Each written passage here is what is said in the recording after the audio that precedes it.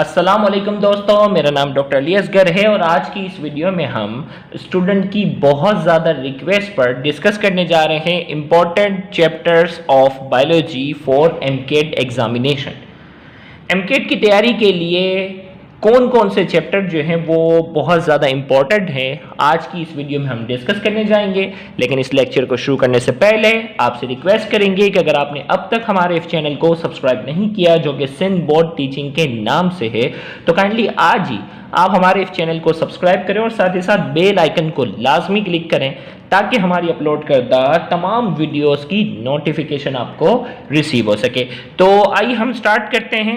याद रहे कि आज जो हम बात करेंगे ना कि कौन कौन से चैप्टर जो हैं वो एमकेट प्रिपरेशन के लिए जो है वो इम्पॉर्टेंट है, तो हम बाकायदा अपने एक सर्वे की बेस पर, हम अपने एनालिसिस की बेस पर जो है वो बात करेंगे कि कौन सा चैप्टर इम्पॉर्टेंट है और वो कितने नंबर पर अहमियत रखता है। इसी ना कि इस तरीके से कि कुछ टीचर्स होते हैं ना हवाई बातें कि भाई ये चैप्टर जो इम्पोर्टेंट है ये नहीं है, हालांकि उनको पता कुछ नहीं होता कि भाई कौन से चैप्टर से कितने एमसीक्यू आए कितने नहीं। हालांकि सालों साल तक पढ़ा रहे होते हैं लेकिन वो ऊपर ऊपर से सुपरफिशियली बता देते हैं कि बेटा ये चैप्टर इंपॉर्टेंट है, क्योंकि कुछ चैप्टर्स जो हैं वो इंटर एग्जामिनेशन के तौर पर इंपॉर्टेंट होते हैं।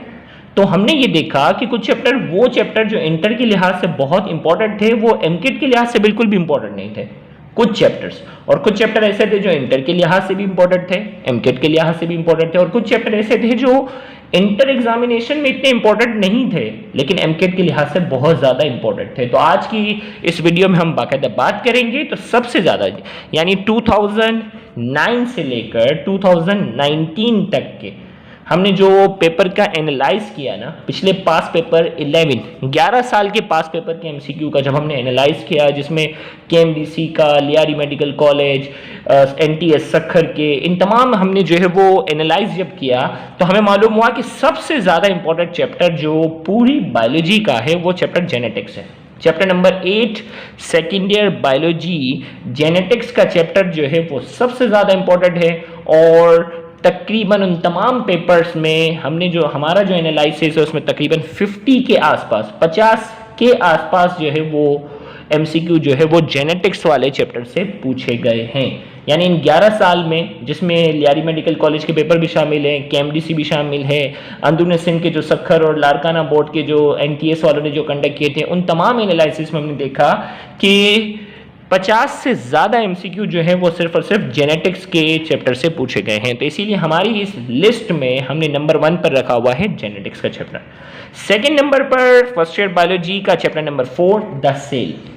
ये बहुत ज़्यादा इंपॉर्टेंट चैप्टर है और इसके तकरीबन 30 एमसीक्यू पिछले 11 साल के अंदर जो है वो तकरीबन 30 एमसीक्यू जो है वो इससे पूछे गए हैं। यानी अगर एवरेज देखे जाएं तो हर साल 3 बनते हैं, किसी साल 4, 5, 6 तक भी पहुंच गई ये बात, लेकिन किसी साल 1, 2, एवरेज जो है वो तकरीबन 3 एमसीक्यू जो है वो हर साल बन रहे हैं। इसी तरीके से तीसरे नंबर पर हमारी इस लिस्ट में चैप्टर नंबर 14 ट्रांसपोर्ट का चैप्टर है फर्स्ट ईयर बायोलॉजी का। फर्स्ट ईयर बायोलॉजी ट्रांसपोर्ट का चैप्टर जो है वो हमारी इस लिस्ट में तीसरे नंबर पर है। पिछले 11 सालों में तकरीबन 28 एमसीक्यू जो है वो सिर्फ इस चैप्टर से पूछे गए हैं। इसी तरीके से हमारी लिस्ट में नंबर 4 पर सेकेंड ईयर बायोलॉजी का चैप्टर नंबर 3 है कंट्रोल एंड कोऑर्डिनेशन, और इस कंट्रोल एंड कोऑर्डिनेशन से तकरीबन करीब 26 एमसीक्यू जो है वो पास पेपर में पूछे गए हैं। हमारी इस लिस्ट में 5वें नंबर पर सबसे ज़्यादा इंपॉर्टेंट चैप्टर जो हमारे एनालिसिस के मुताबिक है वो किंगडम एनिमेलिया है फर्स्ट ईयर बायोलॉजी का, और इसके करीब पास पेपर में 22 एमसीक्यू जो है वो पूछे गए हैं पिछले 11 साल में। इसी तरीके से हमारे इस एनालिसिस में 6ठे नंबर पर सबसे ज़्यादा इंपॉर्टेंट चैप्टर जो बायोलॉजी का है वो है the cell cycle second year biology का, और इसके तकरीबन 11 सालों में तकरीबन 20 एमसीक्यू जो है वो पूछे गए हैं। इसी तरीके से 7वें नंबर पर हमारी इस लिस्ट में 7 नंबर पर जो सबसे ज़्यादा इंपॉर्टेंट चैप्टर है वो nutrition, chapter number 12 first year biology का चैप्टर जो है वो न्यूट्रिशन है। इसके तकरीबन पिछले 11 सालों में 20 एमसीक्यू जो है वो पूछे गए हैं। हमारी इस लिस्ट में 8वें नंबर पर सबसे ज़्यादा इंपॉर्टेंट चैप्टर जो है वो क्रोमोसोम एंड डीएनए। याद रखिएगा, जेनेटिक्स जो नंबर 1 पर है और 8वें नंबर पर चैप्टर, इसके एमसीक्यू सबसे ज़्यादा कॉन्सेप्चुअल है। बाकी बहुत से चैप्टर के एमसीक्यू जो है वो सुपरफिशियल हैं, नॉलेज बेस पर हैं, लेकिन चैप्टर नंबर 8 जेनेटिक्स के और chapter number 6 chromosome and DNA के बाकायदा सबसे ज़्यादा कॉन्सेप्चुअल हैं और रेड स्पॉट से सबसे ज़्यादा एमसीक्यू इन्हीं चैप्टर्स के लिए गए हैं। बाकी चैप्टर के रेड स्पॉट्स को ज़्यादातर नहीं छेड़ा गया ए लेवल की बुक को, लेकिन इन 2 चैप्टर के एमसीक्यू जो है वो बहुत ज़्यादा ए लेवल से जो है वो लिए गए हैं और हमने जो है वो अपने रजिस्टर्ड ग्रुप में ए लेवल के इन चैप्टर्स के जो एमसीक्यू हैं वो ऑलरेडी हम डिस्कस कर भी चुके हैं। तो क्रोमोसोम एंड डीएनए 19 एमसीक्यू जो है वो पिछले 11 सालों में हैं। हमारी इस लिस्ट में 9वें नंबर पर जो है वो chapter number 4 second year biology reproduction है और इसके पिछले 11 सालों में 18 एमसीक्यू पूछे गए हैं। इसी तरीके से हमारी टॉप 10 लिस्ट का जो 10वां चैप्टर है वो सेकेंड ईयर बायोलॉजी का बायोटेक्नोलॉजी वाला चैप्टर है और वो बायोटेक्नोलॉजी के 16 एमसीक्यू पिछले 11 सालों में पूछे गए हैं। और हमारे टॉप 10 लिस्ट के बाद अब देखो ये टॉप 10 चैप्टर थे। टॉप 10 चैप्टर के बाद 11वें नंबर पर हमारी इस लिस्ट में सेकेंड ईयर बायोलॉजी का एवोल्यूशन। अगर देखा जाए ना इंटर के लिहाज से तो ये बड़ा आसान सा चैप्टर था, इतनी अहमियत नहीं थी, लेकिन इसके एमसीक्यू जो है वो पास पेपर में मैंने देखे तो काफ़ी ज़्यादा पूछे गए हैं। 16 एमसीक्यू पिछले 11 सालों के अंदर पूछे गए हैं। और एक और इन्फॉर्मेशन 12वें नंबर पर बताने से पहले मैं आपको बता दूं कि 99% MCQ will be covered by understanding the lectures of YouTube channel सिंधबोर्ड टीचिंग। मैं बता दूं ज्यादा टेंशन में आने की जरूरत नहीं है। ज्यादा आप जो होते हैं ना कुछ स्टूडेंट स्ट्रेस ले लेते हैं, क्या पूछा जाएगा, बुक की लाइन होगी, कोने से ये पूछा जाएगा, ऐसा कुछ नहीं है बेटा। अपनी बेसिक नॉलेज बहुत ज्यादा स्ट्रांग रखना, रिवीजन अपना बहुत ज्यादा अच्छा रखना। ज्यादा टेंशन जो लोग आपको देंगे वो आपकी परफॉर्मेंस खराब करेंगे। अपना कॉन्फिडेंस, अपना मोराल बहुत अच्छा रखना। और एक बात जहन में रखना कि वो स्टूडेंट जो हमारे रजिस्टर्ड ग्रुप में शामिल हैं, जिन्होंने हमारे इन तमाम चैप्टर्स के लेक्चर अटेंड किए हैं, मैं दावे से कह सकता हूं कि 99%, क्योंकि मैं एनालिसिस कर रहा था ना इन तमाम चैप्टर्स, चैप्टर टू चैप्टर में आपको एमसीक्यू एक्सप्लेन करता गया हूं, तो 99% एमसीक्यू जो हैं वो सिर्फ और सिर्फ वो बच्चा जिसके पास टेक्स्ट बुक रीड करने का टाइम भी नहीं है। मैं इतनी बात भी बता दूं, टेक्स्ट बुक रीड करते हैं बहुत ही अच्छी तैयारी, वेल एंड गुड, लेकिन अगर जिसको टेक्स्ट बुक कवर करने का टाइम, रीड करने का टाइम भी नहीं मिल रहा और उसने हमारे यूट्यूब चैनल के सारे रजिस्टर्ड ग्रुप में शामिल हैं और उसने हमारे सारे लेक्चर अगर अटेंड किए हैं, एमसीक्यू डिस्कशन वाले, हमारे जो है वो थ्योरेटिकल डिस्कशन वाले, तो 99% जो है ये तमाम एमसीक्यू जो है वो सिर्फ और सिर्फ लेक्चर से भी क्या हो रहे हैं, कवर हो रहे हैं। तो अपना मोराल हाई रखिएगा, कॉन्फिडेंस लेवल आपने हाई रखना है।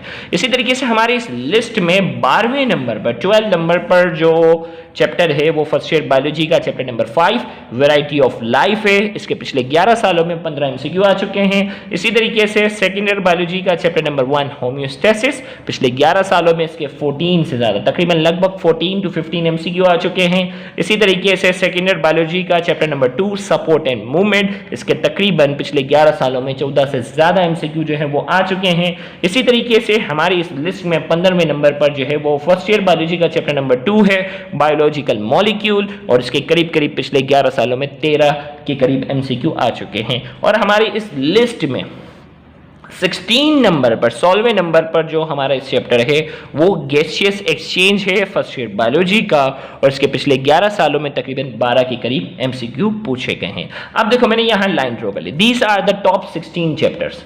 ये टॉप 16 चैप्टर हैं जिनकी तैयारी आपने बहुत अच्छी रखनी है, जिनके लेक्चर को बहुत अच्छे तरीके से आपने क्या करना है, रिवाइज भी करना है। आपकी इसकी नॉलेज, बेसिक नॉलेज जो है उसकी रिवीजन बहुत अच्छी रखनी है।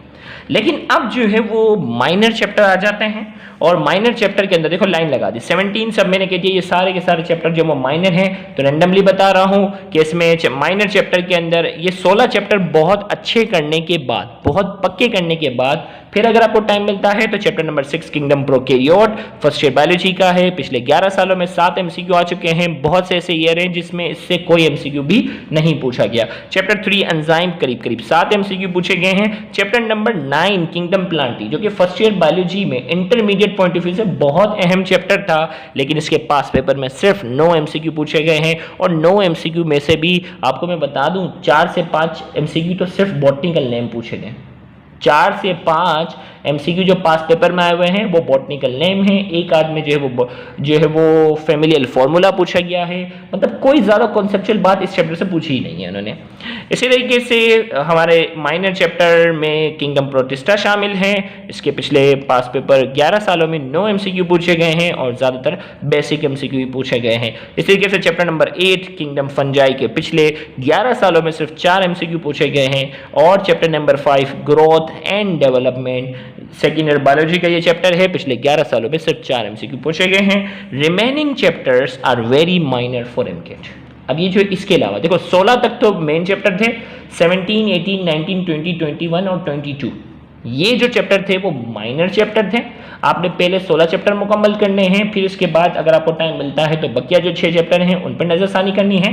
फिर इसके बाद के जो चैप्टर्स हैं वो बहुत ज़्यादा माइनर हैं। इसमें अगर देखा जाए तो वो एक आध को एमसीक्यू पूछ भी सकता है और नहीं भी पूछ सकता।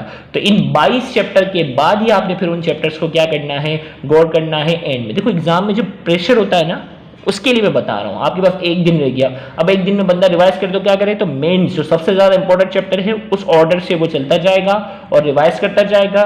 तो आप 22 तक पहुंच जाते हो तो एग्जाम के बिल्कुल एंड वक्त पर इसके बाद के जो चैप्टर हैं वो बहुत ही माइनर हैं और इनकी बेसिक जो वैल्यूज होती हैं वही ज़्यादातर क्या होती जाती हैं, पूछी जाती हैं। उम्मीद है कि आपको हमारी इस वीडियो से जो है वो बहुत ज़्यादा फ़ायदा हुआ होगा और आपको आइडिया हुआ होगा कि एमकेट पॉइंट ऑफ व्यू से कौन कौन से चैप्टर जो हैं वो बहुत ज़्यादा इंपॉर्टेंट हैं और आप इसी ऑर्डर से क्या करेंगे, अपना रिवीजन करेंगे। Thank you very much. अल्लाह हाफिज़।